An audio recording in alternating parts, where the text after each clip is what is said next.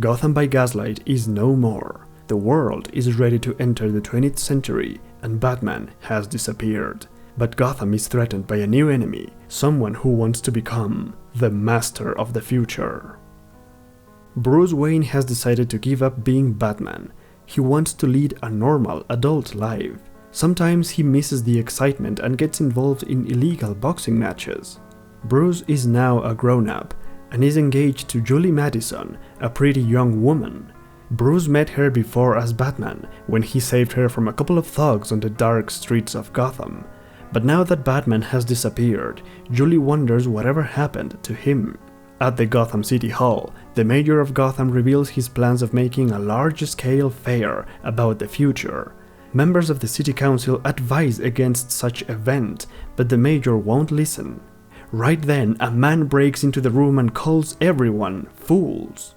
This man is Alexander Leroy, and he calls himself the Master of the Future. He tells everyone that their misguided concept of the future will bring destruction to the world, and that unless they name him Master of the City, he will destroy Gotham. The city council tries to stop the fair from happening, but the mayor refuses. The fair will happen, whatever it takes. Leroy has a secret ally who informs him about the decision of the mayor to go ahead with the fair. Leroy is pleased and starts planning his attack in order to guide Gotham into a better future. As the mayor starts preparing the fair, he and the rest of the members of City Council visit the place where it will happen. They make sure every worker is in the right place doing their job, but suddenly the mayor is attacked by a special machine gun inside a clown device. The mayor is saved by Bruce Wayne, and that night, Bruce goes down to the Batcave for the first time in a long time.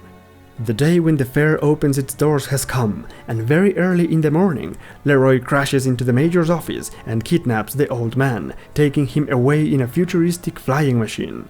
Leroy takes the mayor to the fair in his machine, which is piloted by a robot. Meanwhile, the people of Gotham are waiting for the mayor at the opening ceremony. They get impatient, but Leroy arrives shortly. As he is hovering above the fair with his flying machine, he drops a firebomb in the area, starting a massive fire. Leroy then disposes of the mayor and drops him on the main chamber of the fair, where the man comes crashing through the ceiling to his death.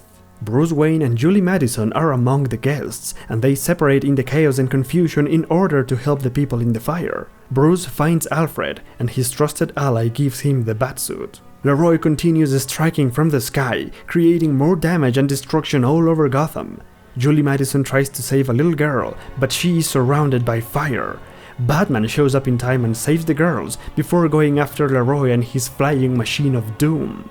Using a special glider, Batman reaches the flying machine and climbs inside the cockpit to confront Leroy. The fight begins, and as a result, the robot pilot is damaged. Batman and Leroy arm themselves with swords, and things start to get really dangerous. The flying machine is out of control and Leroy loses his balance. He tries to run and hide from Batman inside the machine's structure, but Batman follows him closely. The Dark Knight and the Master of the Future continue their sword fight inside the giant maze of metal, trying not to fall from the beams and holding to any part of the machine's structure for balance. They wound each other in an intense demonstration of skill and willpower. However, as they fight, the machine starts to overheat as a result of not having a pilot. When the pipes inside the machine start exploding, Batman realizes they have to leave, but the Master of the Future refuses to go. Batman has no choice but to escape, while Leroy remains inside. The machine starts burning from the inside and falls to the Gotham River, where it finally blows to pieces and is consumed by fire. Leroy is dead, and the city goes back to normal. Batman has returned, and after investigating Leroy's activities, he finds his secret ally, a member of the city council. He and Leroy had an agreement that Leroy would only destroy his properties in Gotham, allowing the man to claim insurance money. But the plan didn't work, and this man is arrested. Bruce Wayne and Julie Madison reflect on what happened, and Julie wonders if Batman is back to stay. Bruce tries to give her the typical mysterious answer, but Julie tells him that she knows all about him being Batman, and that there's no need to keep the secret, because she will love and support him no matter what. Gotham needs Batman, and in the 20th century, he will take good care of his city.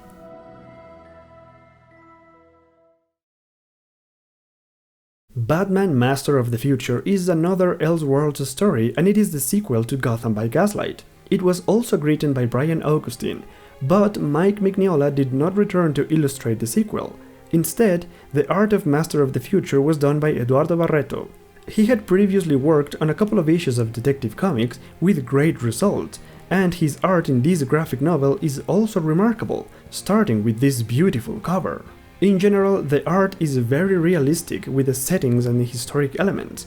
It's quite effective with its page and panel arrangements. It strikes a good balance between detail and simplicity, but when it comes to Batman, it could have been better.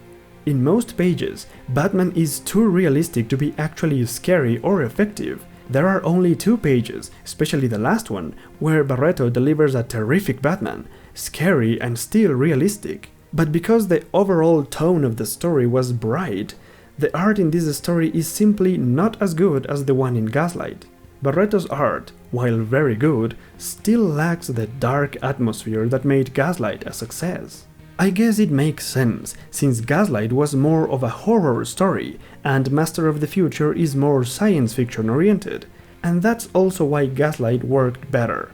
The best Batman works are always in the framework of darkness and horror, and because those elements were almost non-existent in Master of the Future, I feel like it didn't reach its full potential.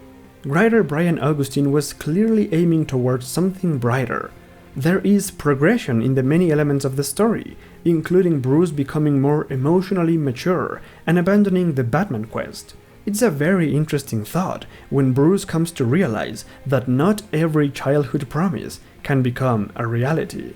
It makes us wonder if something like Batman is even possible. But he doesn't entertain the thought, because by the end of the story, Batman returns for good. So in that way, the story starts very strong, with a realistic approach, but ends up kind of weak, like the typical run-of-the-mill superhero story. In general, Master of the Future is just not as good as Gotham by Gaslight. There is not enough Batman, and most of the times he actually appears is during daytime, making him look silly. It just goes to show that Batman and Daylight just don't get along in all stories. Gaslight was loaded with atmosphere from beginning to end. Master of the Future, on the other hand, has a bit of atmosphere in the beginning, and nothing by the end. It could also be a matter of pacing, as the ending happens so fast that it definitely feels rushed. Another problem could be the villain of the story. In Gaslight, we had Batman going up against the legendary serial killer Jack the Ripper. Here we have Alexander Leroy. He is yet another megalomaniac who thinks of himself as the savior of Gotham. He has enough resources to create a steampunk robots and flying machines, but is totally nuts and calls himself the Master of the Future. Overall, I think he is a bit campy, as I can definitely imagine this character appearing in the Batman TV show of the 60s.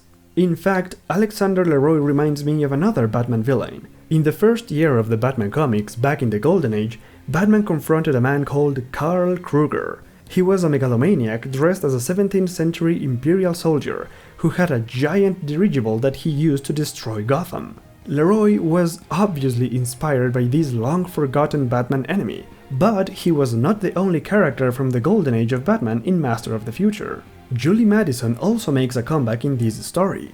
Julie was the very first romantic interest of Bruce Wayne in history, and she appeared in a handful of Golden Age Batman comics before she vanished. She didn't really make any significant appearances ever since, and this is the biggest role she played since those early days. This time, Julie is not only Bruce's fiancée, but she also becomes an ally to the Batman, making her the perfect woman for him.